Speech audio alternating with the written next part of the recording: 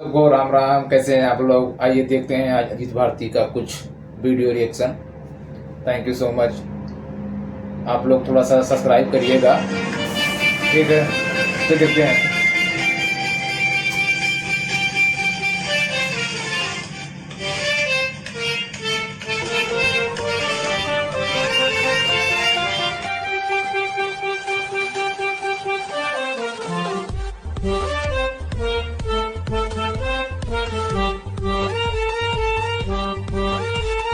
मुझे ट्रक दो, ट्रक दो, ट्रक दो, ट्रक दो, ट्रक दो, ट्रक दो, ट्रक दो, मुझे ट्रक दो, ट्रक दो, ट्रक। अंत में सरकार को जिताने का सारा उत्तरदायित्व तो लगता है मनफ भाई चाय वाले के कंधे पर आ गया है।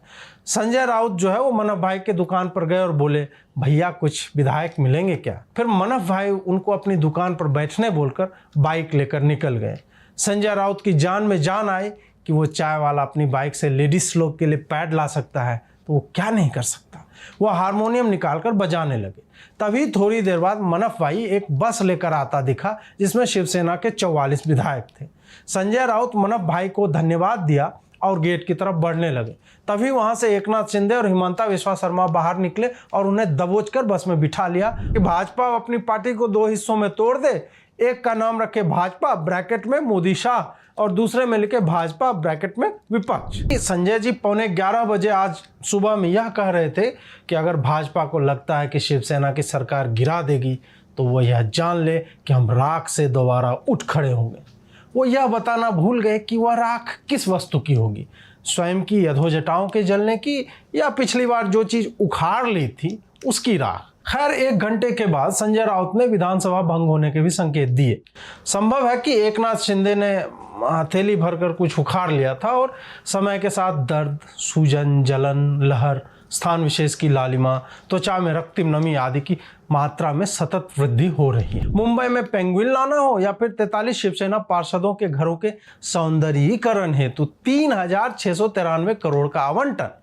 आदित्य साहब ने बताया कि विलक्षण पिता का पुत्र अति विलक्षण ही होता है। क्रेडिट के लिए अभी कई आईटी सेल वाले लड़ मरेंगे। सत्यनारायण भगवान की कथा वाली किताब में जैसे कथाएं होती हैं वैसे ही कथाएं गढ़ी जाएंगी कि देवेंद्र फडणवीस को यह विचार होली मिलन समारोह में गले लगते समय अमित भाई शाह ने कान में दिया था कि वो शिवसेना को तोड़ने का प्रयत्न करें था। जब शिवसेना ने चुनाव तो भाजपा के साथ होकर लड़ा था और सरकार उनके साथ बना ली जिनको गाली देकर, जिनके दुर्गुण गिनाकर चुनाव जीती थी। तब रवीश जी यह देख पा रहे थे कि शिवसेना तेल की खौलती कढ़ाई पर बैठकर आदर्शों की जलेबी छान रही है और रवीश राजदीप जैसों को टाटा न्यू ऐप से तुरंत डिलीवर हो रहा है, एकदम गर्मा गर्म। असम की बाढ़ से याद आया कि राजदीप एक विशिष्ट प्रकार के दोगले हैं। नहीं, दोगले से आप उनके बाप पर मत जाइए, यह दोगलापन वैचारिक है। इसका संबंध गुणसूत्रों से निकल आए तो वह संयोगवश ही हो सकता है। बहुत कम लोग यह जानते थे कि कोई संजय राउत की हारमोनियम छीनकर राउत जी को ही बजा जाएगा, परंतु नियति के आगे कौन टिक पाया है। अब जबकि यह लगभग तय है कि परमादरणीय उद्धव ठाकरे जी की शिवसेना की सरकार का बचना कठिन है, तब मैं कारागार में जाने के भय को त्याग कर कुछ मन की बकवास करने जा रहा हूं। अब आप कहेंगे कि प्रातस्मरणीय श्री अजीत भारती जी ब्रो, आप सरकार का बचना असंभव है की जगह सरकार का बचना कठिन है ही क्यों कह रहे हैं? तो मैं कहूँगा कि मित्रों, यह भाजपा है।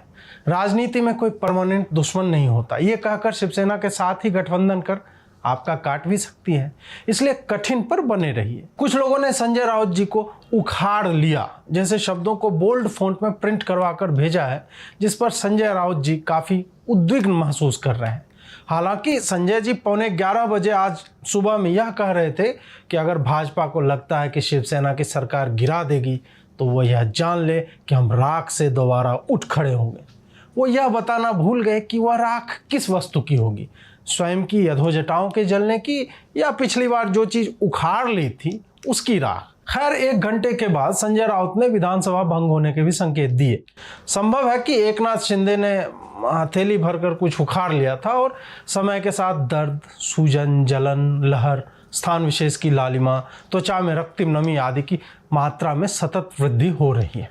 सरकार अगर गिर जाए तो संजय राउत अगम कुमार निगम की फिर वेबफाई एल्बम रिपीट मोड पर सुन सकते हैं, क्योंकि एकनाथ शिंदे जी ने जो किया है उस पर तो वो वो किसी और से मिलके आ रहे हैं, फिर भी हम उनका इंतज़ार कर रहे हैं, एक बेवफा से हम कितना प्यार कर रहे हैं, ये गाना गाएंगे। और अगर ना गिरे तो केतकी चिताले, निखिल भावरे की तरह 1-1.5 महीने तो मैं भी कारावास में डाला जा सकता हूँ। इसलिए आप लोग अगर मेरे नए ट्विटर अकाउंट पे जो अजीत भारती $I अंत में है, उस पर अगर आप ये अंडरग्राउंड होने का समय आ गया, ये वाला मीम देखें तो यह जान ले कि मैं नेपाल के लिए प्रस्थान कर चुका हूँ। एकनाथ शिंदे जी ने जो किया वो शरद पवार जी के लिए पीड़ादायक तो कहा ही जाएगा, क्योंकि जिस व्यक्ति का संपूर्ण जीवन जोड़ तोड़ की राजनीति में बीता हो और भाजपा सरकार ने उनके इन्हीं उत्कृष्ट कार्यों के कारण पद्म विभूषण देकर सम्मानित किया हो, उन्हें कोई बुढ़ापे में पीछे से जंग लगे छुरे से मार दे तो वो व्यक्ति रक्तस्राव से मरे न मरे, टिटनस से तो अवश्य ही मर जाएगा। वैसे शरद पवार जी पर भी कुछ लिखना या बोलना जेल में ही पहुंचाता है, फिर भी एक प्रयत्न करते हैं। यह सब देखते हुए कांग्रेस पूरे प्रकरण में स्वयं को उपेक्षित महसूस कर रही है। वो यह तय नहीं कर पा रही है कि राहुल के ईडी पूछताछ के नाम पर आरंभ किए सत्याग्रह में अग्निवीर के लिए सत्याग्रह जोड़ने के बाद क्या एक ट्वीट में इतना स्थान बचेगा कि महाराष्ट्र में लोकतंत्र को बचाने का सत्याग्रह भी जोड़ पाए। छोटी क्षेत्रीय पार्टियों के साथ मिलकर सरकार में किसी तरह बने रहने के लिए कांग्रेस ने कई बलिदान दिए हैं। ऐसे में महाराष्ट्र की सत्ता से बेदखल हो जाने पर वो अब अर्णब गोस्वामी आदि को अंतोनिया माइनो नाम लेने पर सिर्फ छत्तीसगढ़ में ही उन पर केस कर सकती है। यह उनके लिए एक दुखदायक बात है। कांग्रेस वाले ने जब यह देखा कि उन्हें तो कोई पूछ ही नहीं रहा, तो उन्होंने कमलनाथ जी के नाम एक चिट्ठी लिखकर उन्हें महाराष्ट्र में हो रही उथल पुथल पर दृष्टि बनाए रखने हेतु नेता नियुक्त कर दिया। बहुत लोग कांग्रेस का उपहास कर रहे हैं कि कमलनाथ तो ऐसी स्थिति में अपनी सरकार नहीं बचा सका था, वो महाराष्ट्र की घंटा बचाएगा। देखिए, अनुभव कहीं ना कहीं आपको लाभ ही पहुंचाता है। कमलनाथ जी को अनुभव है कि मुख्यमंत्री पद से पदच्युत होने के बाद क्या क्या कर सकते हैं, तो वो अब उद्धव ठाकरे जी से मिलकर एक ब्रोशर देंगे उनको, जिसमें लिखा होगा कि वो किस स्थिति में क्या करें। जैसे कि अब बहुआयामी पुत्र आदित्य ठाकरे जी को कहां सेटल करें, ये एक प्रश्न तो है ही। आदित्य ठाकरे ने अपने मंत्रित्व काल में जो वैज्ञानिक कार्य किए हैं वो सामान्य बुद्धि विवेक को चुनौती देते हैं। मुंबई में पेंगुइन लाना हो या फिर 43 शिवसेना पार्षदों के घरों के सौंदर्यीकरण हेतु 3693 करोड़ का आवंटन। आदित्य साहब ने बताया कि विलक्षण पिता का पुत्र अति विलक्षण ही होता है। अब ऐसे में कमलनाथ जी तो बताएंगे कि आदित्य ठाकरे जी आगे हार्वर्ड में जीव विज्ञान पर शोध करेंगे या फिर मैसाचुसेट्स तकनीकी संस्थान को अपनी सेवाएं देंगे। कई लोगों ने आदित्य ठाकरे की अपेक्षित दुर्गति के लिए बरखा दत्त को उत्तरदायी ठहराया है। यह फोटो हर जगह दिखाई जा रही है कि बरखा के साथ बैठा था, ये तो होना ही था। अब लोगों को नहीं लगता कि भाजपा IT सेल वालों को कितना दुख पहुंचेगा जो इस कार्य के लिए अमित शाह के चाणक्यत्व को क्रेडिट दे रहे थे। एक आदमी ने लिखा है कि कल तक जो लोग गृह मंत्री जी को गालियां दे रहे थे, आज उनका मुंह बंद हो गया होगा। भाई मेरे, हमारा मुंह क्या बंद होगा? मुंह और अंगूठे तो माननीय गृह मंत्री जी के बंद हैं कि एक के बाद एक कांड हो रहे हैं, ना तो वो आदेश दे पा रहे हैं ना लिख पा रहे हैं। और हाँ, तनिक सोचो कि क्या राज्यों में सरकारें बनवाना केंद्रीय गृह मंत्री का कार्य है, या फिर शाहीन बाग, दिल्ली दंगे, किसान आंदोलन, लाल किले पर आक्रमण, रामनवमी पर हिंसा, नुपुर शर्मा मामले में हिंसा आदि को रोकना? सोचो भाई, नहीं सोच पाएंगे क्योंकि ज्योतिषीय गणना ग्रह नक्षत्रों के चाल पर आधारित गणित है, जबकि अमित शाह को महाराष्ट्र के लिए क्रेडिट देना सामान्य बुद्धि पर निर्भर है।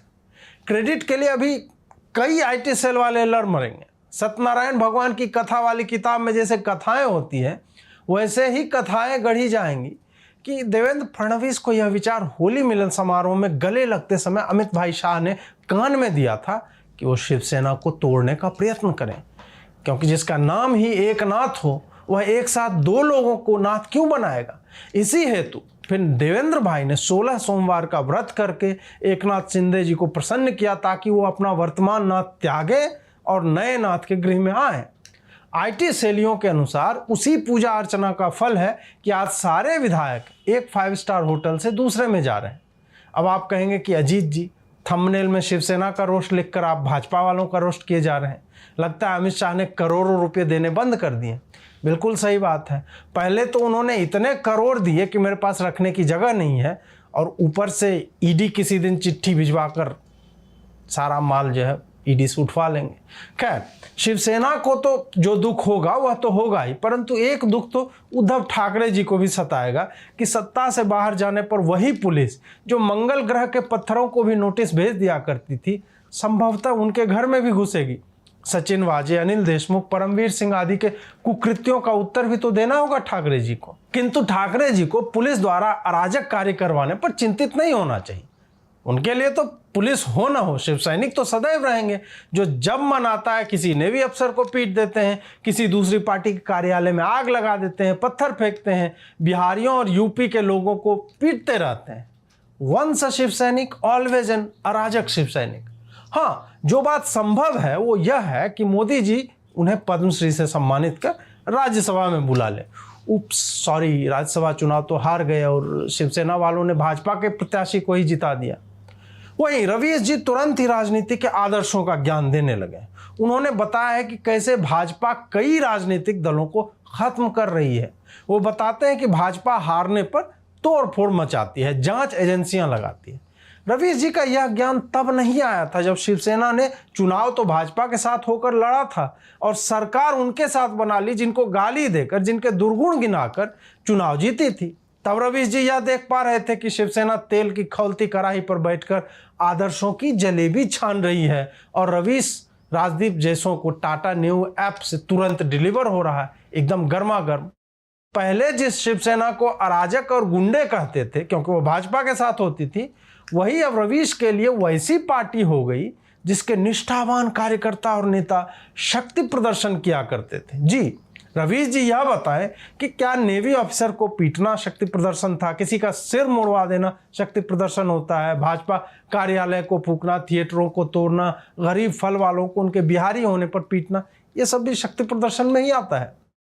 रवीश का एक दर्द जो खत्म होने का नाम ही नहीं ले रहा है, नहीं बवासीर नहीं है, वो यह भी है कि विपक्ष खत्म होता जा रहा है।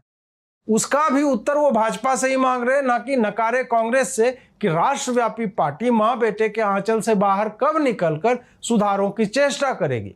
अब यह भी दिखने लगा है कि रवीश और उनका गिरोह विपक्ष को भी प्राण देने हेतु भाजपा से ही आस लगा रहा है। जैसे कि भाजपा अपनी पार्टी को दो हिस्सों में तोड़ दे, एक का नाम रखे भाजपा ब्रैकेट में मोदी शाह और दूसरे में लिखे भाजपा ब्रैकेट में विपक्ष। अब यही बचा है ताकि रवीश जैसों के कलेजे को ठंडक मिले, क्योंकि चाहे मायावती के स्टेज का कूलर हो या अखिलेश का चार्टर्ड प्लेन, रवीश के सीने की आग और जलन को कोई हवा शीतलता प्रदान नहीं कर पाई। वहीं राजदीप भी राष्ट्र को लेकर अत्यधिक चिंतित हैं और 4 प्रश्न एक ही ट्वीट में पूछ दिए हैं। उनका पहला प्रश्न है कि शिवसेना के रेबेल विधायक यानी बागी विधायक एक भाजपा शासित प्रदेश से दूसरे में क्यों जा रहे हैं। देखो राजदीप जी, हर व्यक्ति आपकी तरह निष्ठावान नहीं होता कि नौकरी तो कर रहे पत्रकारिता की, परंतु कांग्रेस की लुटिया डूबते नहीं देख सकते और मनसा वाचा कर्मणा पूर्ण रूपेण समर्पित हैं कि कैसे भाजपा को कोसते रहें और अपनी उपयोगिता अपनी पार्टी के लिए सिद्ध करते रहें।